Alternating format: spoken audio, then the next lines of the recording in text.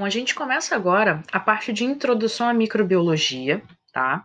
A microbiologia é um ramo da ciência, né, que vai estudar os seres microscópios, que hoje são chamados de micro-organismos, né? Mas durante muito tempo foram reconhecidos como micróbios, né? Hoje em dia esse termo caiu em desuso e a gente usa, né, se refere a eles como micro-organismos. Esses organismos eles vão receber essa denominação, não vão passaram a receber esse nome, porque eles não conseguem ser vistos ao olho nu, somente com o auxílio de algum instrumento de visualização, como o caso de um microscópio óptico, né, que é um microscópio comum, ou em algumas situações até mesmo um microscópio eletrônico, né? Então a gente tem alguns organismos que são tão pequenos que a gente não vai conseguir enxergar de uma forma muito clara com o auxílio de um microscópio óptico, né? Precisa de um eletrônico para isso, e outros nem de uma forma ruim de se enxergar, né? Digamos assim, os vírus a gente só consegue enxergar no microscópio eletrônico, né? E mesmo assim, né, para vocês que já observaram lâminas e tudo mais, vocês vão ver que existem muitas das nossas células que, mesmo a um grande aumento no microscópio, ainda assim vão aparecer relativamente pequenas, né? E se a gente parte para estudar, por exemplo, organelas, estruturas dessa célula, a gente vai precisar de uma resolução maior que o microscópio óptico não consegue dar. Então a gente parte para a microscopia eletrônica, tá? E só para a gente relembrar, a gente já falou isso lá em citologia. Existe a microscopia eletrônica de transmissão, que é aquela que vai te dar a imagem do que tem dentro da célula, como uma mitocôndria, por exemplo, né? É como se você estivesse fazendo uma fatia daquela célula ali para observar.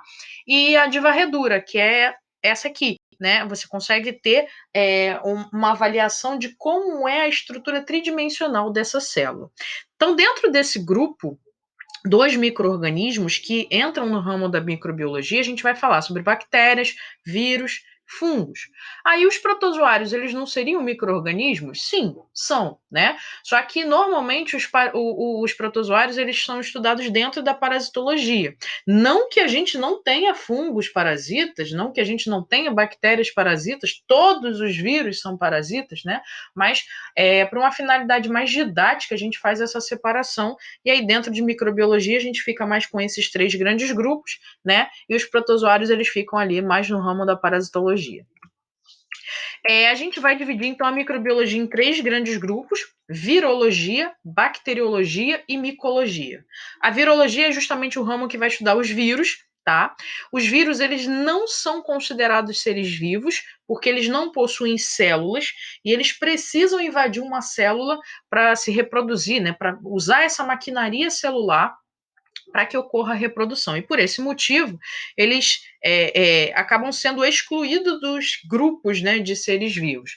Alguns cientistas até divergem um pouco dessa ideia, justamente porque os vírus vão ter material genético, né? Então vocês vão ver ainda uma discussão bem grande a respeito disso, se são ou se não são seres vivos.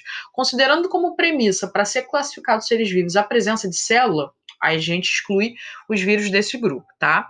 Então, a virologia, além de estudar, né, a estrutura, né, e as propriedades virais, ela também foca na pesquisa para desenvolver vacinas, terapias, né? A gente está vivendo isso agora com a Covid-19, então é um ramo que a gente tem bastante coisa para discutir a respeito.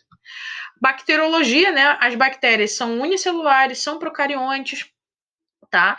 E muitas delas são associadas a doenças, mas existem tantas outras que são bactérias que vão viver ali junto no organismo, como as nossas bactérias intestinais, bactérias que ficam associadas, né, a esse organismo sem causar problemas, tá?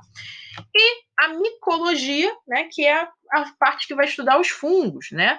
Os fungos eles podem ser microscópios ou não, né? Então a gente tem fungos unicelulares, como o caso das leveduras, por exemplo, mas a gente tem fungos pluricelulares, como o caso dos cogumelos, né? Então, dentro da micologia, a gente estuda não só a estrutura dos fungos, mas os fungos que estão associados a doenças, né? Doenças que são causadas por eles, tratamento em cima dessas doenças.